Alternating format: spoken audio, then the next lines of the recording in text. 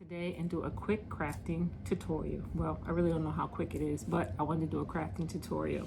And I wanted to do one on hydro dipping today. You might have already heard of it. It's a big craze. People are hydro dipping everything from shoes to cups to tire rims, you name it, they are hydro dipping it. So I'm going to show you the process of hydro dipping that I use today.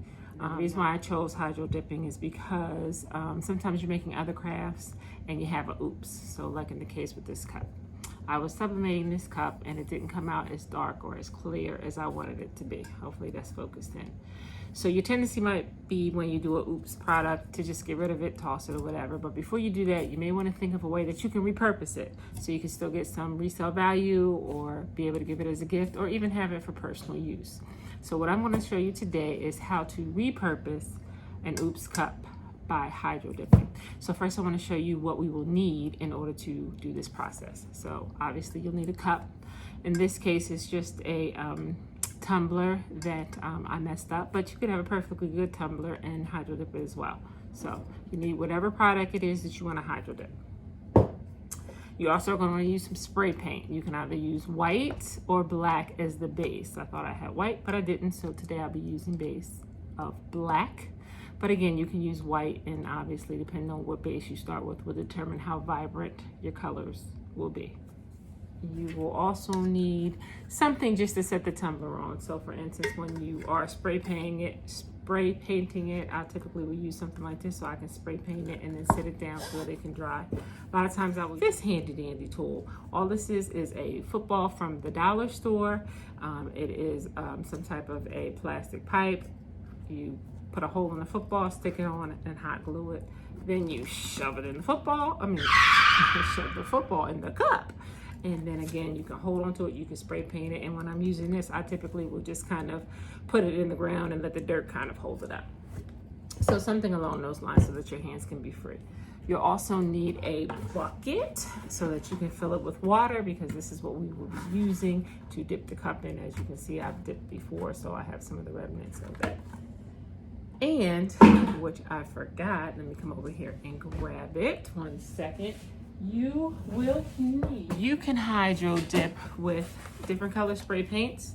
Totally up to you. You can pick out the colors that you want and you can layer them. Or you can use these things called Easily Marble.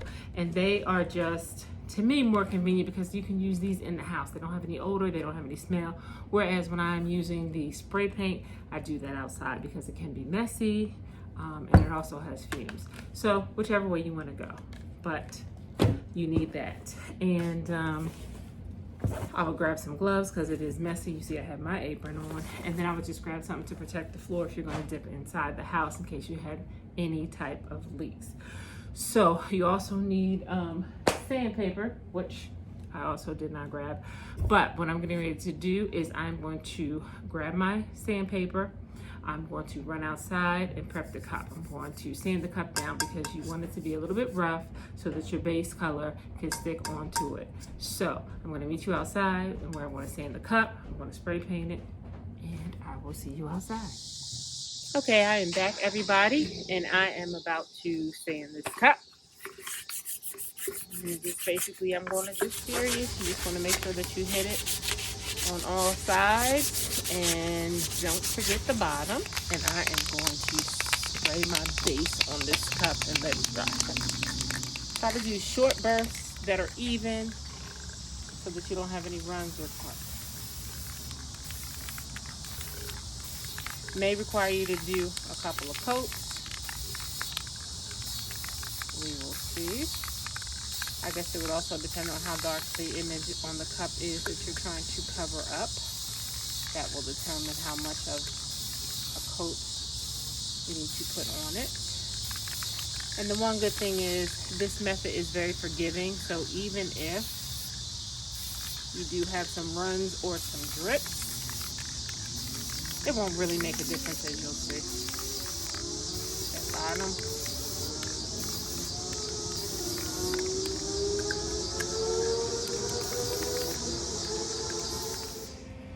Hey everybody, I'm back. I have prepped my cup by spraying on the base color. It is now dry. I have switched it over to a longer stem. You'll see why when I show you how to dip. One thing I did want to tell you though, whatever you use to hold onto while you're spray painting, just be very careful of not getting spray paint up in the cup, because again, these are things that people are going to be drinking out of. I mean, there is a way to clean it, but the least amount of cleaning that you have to do would be the best. So kind of be careful of not getting the spray paint on the inside. So again, I have prepped my cup, I sanded, I just used some 220 grit, sandpaper, spray paint. I think I got that from Home Depot. And so now I'm ready to move on to the dip. As I said, I'm using the Easy Marbli because I'm doing this inside, so I'm not going to use the spray paint. I ordered some online, but you can definitely get it from Hobby Lobby. You can use 2 colors. I would recommend 3 colors though to kind of really tie it all together. So I am going to use a pink. I'm going to use a teal. Well, this is actually called rose pink. And this is turquoise. And I'm going to use a white. And you should really shake these up really, really well, because they do have a tendency to separate because they're oil based. So you want to shake them up really, really well before you get started. And I am going to bring you down here. Again, shaking a little bit more, shaking. So now what I'm going to do is just layer the colors into the bucket. And you want to start typically with your darkest colors first. I'm going to drop a couple of drops in the water, randomly, kind of all over.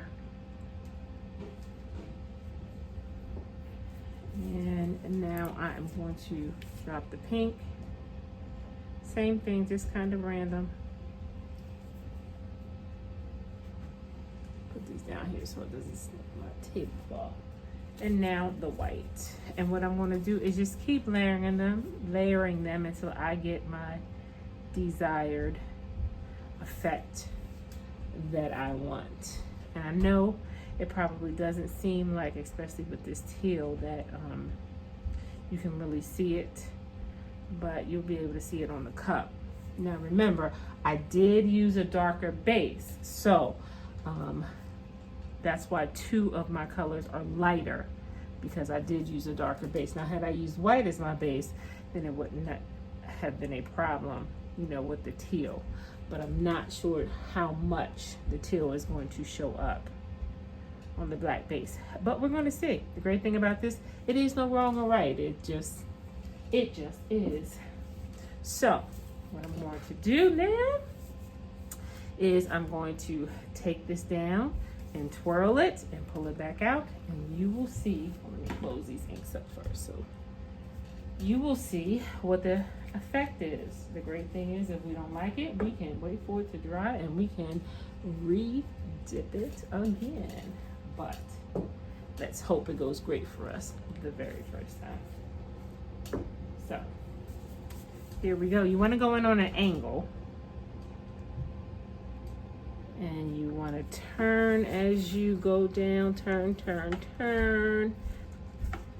and pull up, flip over, let the water run out over the bucket. But you can already see probably some of the colors have picked up. Again, not so much of that teal pulled in, but a lot of the pink, the white, some of the teal, like right in here. And so what has to happen now is that we need to let it dry. Now we could, if we wanted to, because some of the spots like over here maybe don't have as much pink as you like or what have you, and you could tweak it, but because these are meant to be random, I typically don't. Whatever comes out, I'll let it come out.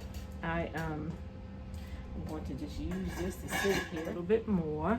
Hopefully you guys can see if it's in frame. I think it came out nice. I see the teal a little bit more as it dries.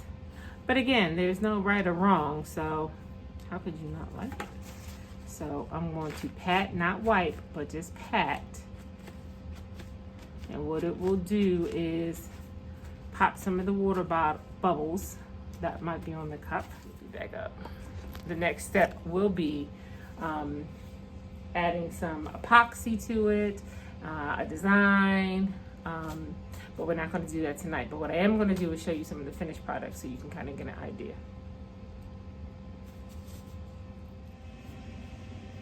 Okay, so some of the finished products that I have, here's one I did, one of my first ones. I am a Ravens fan, so I put Ravens on here, and I did a heart, which has the stitching of a football on it. So this is one, and if you didn't know, purple's my favorite color, which you may be able to see because you'll see a lot of purple things behind you. And then for this one, it says Tranquil on it. Tranquil. So I added glitter over top of this one. So these colors came out really nice. This one was a white base, so you can see the difference when you put dark colors on a white base, how it comes out. And so then when I was in the epoxy phase, I added some glitter to it, put some words on it. And so yeah, this is the finished product. So we're not going to epoxy the other cup tonight. I wanted to show you part one of the process, but I hope you learned something today. If you like what you saw, you have any questions, leave them in the comments. Anyway, until we meet again in our happy place, be safe, guys.